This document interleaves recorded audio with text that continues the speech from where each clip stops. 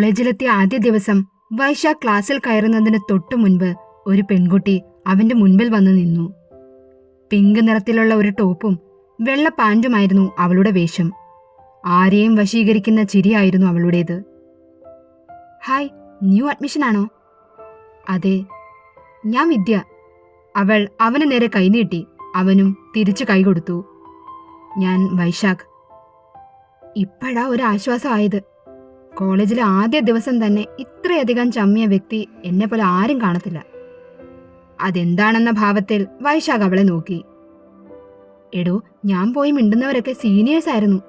പിന്നെ പറയണോ, ഞാൻ എന്നെ തന്നെ കുഴിയിലേക്ക് തള്ളിയിട്ട അവസ്ഥയായിരുന്നു. ചേട്ടന്മാരൊക്കെ വെറുതെ വിട്ടു. അല്ല, ഇത്ര സുന്ദരിയായ എന്നെ അവർക്ക് റാഗിങ് ചെയ്യാൻ തോന്നുമോ? ചേച്ചിമാരൊക്കെ എന്നെ വട്ടേ കയറ്റിയില്ലെന്നേ ഉള്ളൂ. ഇപ്പൊ തന്നെ കണ്ടപ്പോഴാ എന്റെ ജീവൻ നേരെ കിട്ടിയത്. അവളുടെ സംസാര ശൈലിയും ഭാവമാറ്റങ്ങളും ഒക്കെ അവനിൽ ചിരി പടർത്തി. അവളൊരു ചെറിയ വായാടി തന്നെയായിരുന്നു. വൈശാഖിന് അതൊരുപാട് ഇഷ്ടപ്പെട്ടിരുന്നു. അധികം വൈകാതെ തന്നെ അവർ നല്ല സുഹൃത്തുക്കളായി മാറി. പിന്നീട് വൈശാഖ് അഭിയുമായും അനുവുമായും സൗഹൃദത്തിലായി. വിദ്യ ആതിരയുമായും. ആതിരയും അഭിയും ഒരു മ്യൂസിക് സ്റ്റുഡിയോയിൽ പോകുന്നത് കൊണ്ട് തന്നെ അവർക്ക് നേരത്തെ പരിചയമുണ്ടായിരുന്നു. അതുകൊണ്ട് തന്നെ അവർ 5 പേരും പെട്ടെന്ന് സുഹൃത്തുക്കളായി മാറിയിരുന്നു. പതിയെ വൈശാഖ് വിദ്യയുമായി കൂടുതൽ അടുക്കാനായി തുടങ്ങി. ഒരു ഘട്ടത്തിൽ അവന് അവൾ ആരെല്ലാമോ ആയി മാറി. പക്ഷേ അവന്റെ ഇഷ്ടം തുറന്നു പറയാൻ അവന് ഭയമായിരുന്നു. എന്തും തുറന്നു പറയുന്ന പ്രകൃതക്കാരിയായിരുന്നു വിദ്യ. ഒരുപക്ഷെ അവൾക്കും ആ ഇഷ്ടം അവനോട് തോന്നിയിരുന്നുവെങ്കിൽ അവൾ അത് തന്നോട് പറഞ്ഞിരുന്നേനെ എന്ന് അവന് തോന്നി. തന്റെ പ്രണയം തുറന്നു പറഞ്ഞാൽ അവളുമായുള്ള ഫ്രണ്ട്ഷിപ്പ് പോലും നഷ്ടമാകുമോ എന്ന ഭയത്തിൽ അവനത് അവന്റെ മനസ്സിൽ തന്നെ സൂക്ഷിച്ചു. അവളുമായി എടുക്കുന്ന ഓരോ നിമിഷവും അവന്റെ പ്രണയം കൂടുതൽ അഗാധമായി. അതിൽ നിന്നും ഒരു മോചനം നേടാനെന്ന രീതിയിലാണ് അവൻ മറ്റു പെൺകുട്ടികളോടൊക്കെ ചെന്ന് അങ്ങനെയൊക്കെ പെരുമാറിയത്. അത് ശരിക്കും വിദ്യയെ കാണിക്കാൻ വേണ്ടി മാത്രം. അതിൽ കവിഞ്ഞ് അവന് മറ്റൊരു രീതിയിലും ആരെയും കാണാൻ സാധിച്ചിരുന്നില്ല. പക്ഷെ ഇന്ന് അവൾ അഭിയോട് തന്നെ പ്രണയിക്കുന്നുണ്ടെന്ന് പറഞ്ഞപ്പോ അവന്റെ മനസ്സ് അത്രമേൽ സന്തോഷിച്ചിരുന്നു. അവര് കാണാതെ അവന്റെ മുറിയുടെ വാതിലിൽ അവൻ നിൽപ്പുണ്ടായിരുന്നു. താൻ പ്രണയിച്ചിരുന്ന സമയത്ത് അതേ പ്രണയം തന്നോടും അവൾക്ക് തോന്നി തുടങ്ങിയിരുന്നു എന്ന് അവൻ അറിയാൻ വൈകിപ്പോയി. അവന്റെ കണ്ണുകൾ നിറഞ്ഞൊഴുകി. അവളെ ചേർത്തു പിടിക്കാൻ അവന് തോന്നിപ്പോയി. ആ സമയത്താണ് രോഗി ഇച്ഛിച്ചതും വൈദ്യൻ കൽപ്പിച്ചതും പാൽ എന്ന രീതിയിൽ വിദ്യയുടെ വണ്ടി പഞ്ചറാണെന്ന് അവൻ അറിഞ്ഞത്. ആ അവസരം വിനിയോഗിക്കാൻ അവൻ തീരുമാനിച്ചു. ഇപ്പോതാ എന്റെ പ്രണയം എന്റെ തൊട്ടരികിൽ. അവന്റെ ഹൃദയം താളം കൊട്ടിക്കൊണ്ടിരുന്നു. സോറിഡി, ഞാൻ അല്പം വൈകിപ്പോയി. നിന്റെ ഫ്രണ്ട്ഷിപ്പ് നഷ്ടമാകുമെന്ന് തോന്നിയതുകൊണ്ടാ ഞാൻ. മറ്റൊന്നും പറയാതിരിക്കാൻ വിദ്യ അവന്റെ വാ പൊതിഞ്ഞു പിടിച്ചു. എന്റെ കയ്യിലുണ്ടടാ തെറ്റ്. നിന്നോടെല്ലാം തുറന്നു പറയണമായിരുന്നു. സോറി. അവൾ അവന്റെ മാറോട് ചാഞ്ഞു കിടന്നു. തന്റെ പ്രാണനെ അവൻ വാരിപ്പുണർന്നു. ഡീ വായടി, മതി. നിന്റെ അമ്മ കണ്ടാലുണ്ടല്ലോ. അവൻ അവളുടെ തലയിലൂടെ ഒന്ന് തലോടിക്കൊണ്ട് ചോദിച്ചു. അമ്മയ്ക്കെല്ലാം അറിയാം. ചെറിയ ചിരിയോടെ അവൾ അത് പറഞ്ഞതും അവൻ അവളെ പിടിച്ചു നേരെ നിർത്തി. എന്തറിയാമെന്ന്? എടാ, നിനക്കറിയില്ലേ, എന്റെ അച്ഛന്റെ ഒരു പ്രത്യേക ക്യാരക്ടറാ. അമ്മയോടോ എന്നോടോ അധികം സംസാരിക്കാറ് പോലുമില്ല. പിന്നെ എന്റെ എല്ലാ കാര്യങ്ങളും ഞാൻ അമ്മയോട് ഷെയർ ചെയ്യാറുണ്ട്. പക്ഷേ നിന്റെ കാര്യം അത് അമ്മ എന്നോട് ഇങ്ങോട്ട് തന്നെ ചോദിച്ചു. അന്ന് എന്റെ സങ്കടം അമ്മ തിരിച്ചറിഞ്ഞിരുന്നു. വൈശാഖ് ചമ്മിയ മുഖവുമായി ഇരിക്കുന്നത് കണ്ട വിദ്യ അവന്റെ മുഖം അവൾ ഉള്ളം കയ്യാലെ എടുത്തു. അവളുടെ നോട്ടത്തിൽ അവൻ തറച്ചുപോയി. അവന്റെ കൈയും അവളുടെ ഇടുപ്പിൽ മുറുകി. ഡാ, എന്നോടൊന്ന് പറയാമോ? അവളുടെ ആഗ്രഹം മനസ്സിലായതുപോലെ അവൻ പറഞ്ഞു. ഐ ലവ് യു ഡിവായടി. സന്തോഷം അവളിൽ അലതള്ളിക്കൊണ്ടിരുന്നു. അവനെ അങ്ങനെ തന്നെ അവൾ നോക്കിയിരുന്നു. അവനും. അയ്യോ ഡി, നിന്റെ ഡാഡിക്കോൾ വരാറായില്ലേ? ഇതങ്ങാനും കണ്ടുകൊണ്ടുവന്ന തീർന്നു. അവൻ അവളിൽ നിന്നും അകന്നു മാറി എഴുന്നേറ്റ് നിന്നു. വിദ്യ മെല്ലെ ചിരിച്ചു. ശരി, ഞാനെങ്കിൽ ഇറങ്ങുവാ. വിദ്യയുടെ അമ്മയെ നോക്കാനുള്ള ചമ്മല് കാരണം അവര് കാണാതെ അവൻ വണ്ടി എടുത്തോണ്ട് പോയി. അവൻ പോയ വഴിയെ വിദ്യ നോക്കി നിന്നു. പിന്നീട് അങ്ങോട്ട് അവരുടെ ദിവസമായിരുന്നു. സ്നേഹിച്ചും പ്രണയിച്ചും അവർ ഓരോ ദിവസത്തെയും മനോഹരമാക്കി തീർത്തു. അവരുടെ പ്രണയം മനുവിനും ആതിരയ്ക്കും ഒപ്പം അവന്തികയ്ക്കും രേഷ്മയ്ക്കും ഷോക്കായിരുന്നു. അതിനിടയിൽ മനു രേഷ്മയുടെ ഉത്തരത്തിന് വേണ്ടി എന്നും അവളുടെ പിന്നാലെ നടക്കും. പക്ഷേ ഇതാരും അറിഞ്ഞിരുന്നില്ല. അവർ ഒട്ട് പറഞ്ഞതുമില്ല. സിദ്ധാർത്ഥ് മുംബൈയിൽ തന്നെ ആയിരുന്നു. ഒരാഴ്ചയ്ക്ക് ശേഷം അഭി വീണ്ടും കോളേജിൽ വരാനായി തുടങ്ങി. അവന്തിക സ്വയം അഭിയിൽ നിന്ന് മാറി നടന്നു. അവന്തികയുടെ മനസ്സിലെ പേടി അഭിക്കറിയാമായിരുന്നു. എന്നാലും രണ്ടും കൽപ്പിച്ച് അവൻ അവളോടൊന്ന് സംസാരിക്കാൻ തന്നെ തീരുമാനിച്ചുകൊണ്ട് അവളുടെ അടുത്തേക്ക് ചെന്നു. അവന്തിക, നീ എന്തിനാ ഇങ്ങനെ മാറി നടക്കുന്നേ? നിനക്കറിയില്ലേ എനിക്കത് എത്രത്തോളം വേദനിക്കുമെന്ന്? ഇനി 5-6 മാസമേ ഉള്ളൂ. അത് കഴിഞ്ഞാൽ ഞാൻ ഈ കോളേജിൽ നിന്നും പോകില്ലേ? പിന്നീട് ഒരിക്കലും നമുക്ക് ഈ ഒരു ചാൻസ് കിട്ടില്ലടോ. തന്റെ മനസ്സിലുള്ള പേടി എനിക്കറിയാം. ഇപ്പൊ താൻ അതൊന്നും ചിന്തിക്കണ്ട. നമുക്ക് വരുന്നിടത്ത് വെച്ച് കാണാം. അഭിയേട്ടൻ അങ്ങനെ പറയാം. പക്ഷേ എനിക്കതിന് കഴിയില്ല. സിദ്ധാർത്ഥന്റെ കയ്യിൽ നിന്നും ഒരിക്കലും എനിക്ക് രക്ഷപ്പെടാൻ കഴിയില്ല. അതറിഞ്ഞിട്ടും ഞാൻ... ബാക്കി പറയാൻ അവളുടെ നാവുകൾ പൊന്തിയില്ല. എനിക്കറിയേണ്ടത് ഇതൊന്നുമല്ല. ഇതൊന്നും എനിക്ക് കേൾക്കുകയും വേണ്ട. നിനക്ക് എന്നെ ഇഷ്ടമാണോ അല്ലയോ? അതിനൊരു ഉത്തരം താ പ്ലീസ്. അഭി പ്രതീക്ഷയോടെ അവളെ നോക്കി.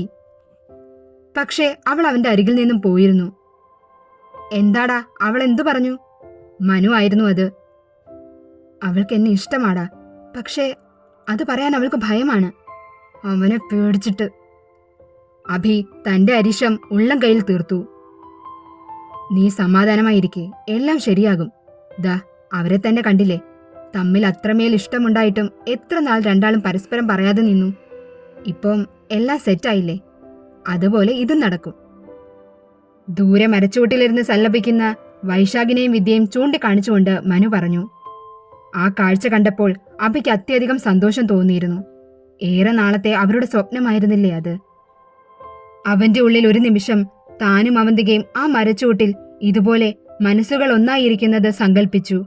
അറിയാതെ അവന്റെ അധരങ്ങളിൽ ഒരു പുഞ്ചിരി വന്നു. ദാ, നീ ആ രേഷ്മയോട് ഒന്ന് ഇവിടേക്ക് വരാൻ പറ, മനു അഭിയോട് പറഞ്ഞു. എന്തിന്? നമുക്ക് കുറച്ച് കാര്യങ്ങളൊക്കെ പ്ലാൻ ചെയ്യാനുണ്ട്. അവന്തികയെ കൊണ്ട് നിന്നോട് ഇഷ്ടമാണെന്ന് പറയിപ്പിക്കാൻ അവളുടെ സഹായം കൂടി നമുക്ക് വേണം എന്നൊക്കെ അവൻ പറഞ്ഞിരുന്നുവെങ്കിലും മനുവിന്റെ ഉദ്ദേശം മറ്റൊന്നായിരുന്നു. രേഷ്മ ഇപ്പോ അവന്റെ കൺവെട്ടത്ത് അധികം വരാറില്ല. അതുകൊണ്ട് തന്നെ ഈ കാര്യം പറഞ്ഞുകൊണ്ട് അഭി വിളിച്ചാൽ അവൾ ഉറപ്പായും വരുമെന്ന് മനുവിന് അറിയാമായിരുന്നു. അതുവഴി അവളോടൊന്ന് സംസാരിക്കുകയും ചെയ്യാം എന്നായിരുന്നു അവന്റെ മനസ്സിൽ. എങ്കിൽ പിന്നെ നിനക്ക് വിളിച്ചൂടെ? നിങ്ങളൊക്കെയല്ലേ ഞാൻ പോലും അറിയാതെ ഓരോന്ന് ഒപ്പിച്ചു വെക്കുന്നത്. അതുകൊണ്ട് മോന് ദോഷമൊന്നും ഉണ്ടായില്ലല്ലോ. അവൾക്ക് നിന്നെ ഇഷ്ടമാണെന്ന് അന്നല്ലേ നമുക്ക് മനസ്സിലായത്. അതുപോലെ ഇനി അവളത് നിന്നോട് വന്ന് പറയും. അതിനുവേണ്ടിയാ രേഷ്മയെ വിളിക്കാൻ പറഞ്ഞത്. മനു അഭിയുടെ തോളിൽ കൈവച്ചുകൊണ്ട് പറഞ്ഞു. ഓ, നീ വിളിക്ക്.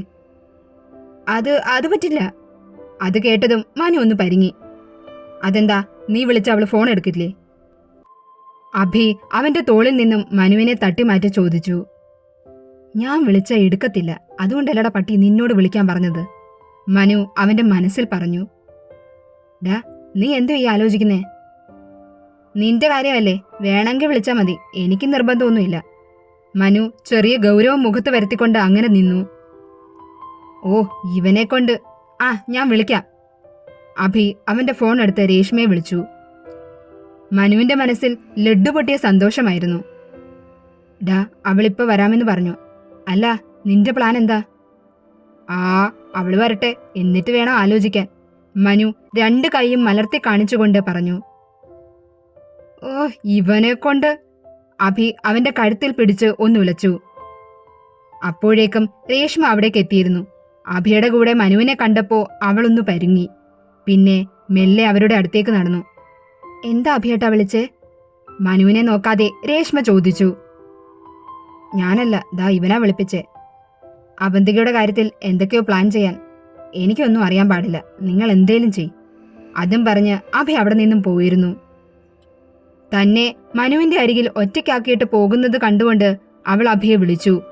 അതിനു മുന്നേ അവൻ അവിടെ നിന്നും പോയിരുന്നു. രേഷ്മ, പറയടോ, ഞാൻ കേൾക്കട്ടെ.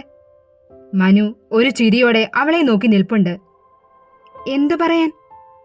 അവളുടെ ശബ്ദം ഇടറിയിരുന്നു. നമുക്ക് അവന്തികയുടെ ഇഷ്ടം അവളെ കൊണ്ട് തന്നെ അഭിയോട് പറയിപ്പിക്കണ്ടേ? അതിനൊരു പ്ലാൻ പറയാനെന്ന്. ഓ, അതായിരുന്നോ? അവൾ ഒരു നെടുവീർപ്പോടെ ചോദിച്ചു. അതെ. താൻ പിന്നെ എന്താ വിചാരിച്ചത്? ഞാനൊന്നും വിചാരിച്ചില്ല. അവൾക്ക് മനുവിന്റെ മുഖത്ത് നോക്കാൻ പോലും കഴിഞ്ഞിരുന്നില്ല. എങ്കിലും അത് പ്രകടിപ്പിക്കാതെ അവൾ പറഞ്ഞൊപ്പിച്ചു.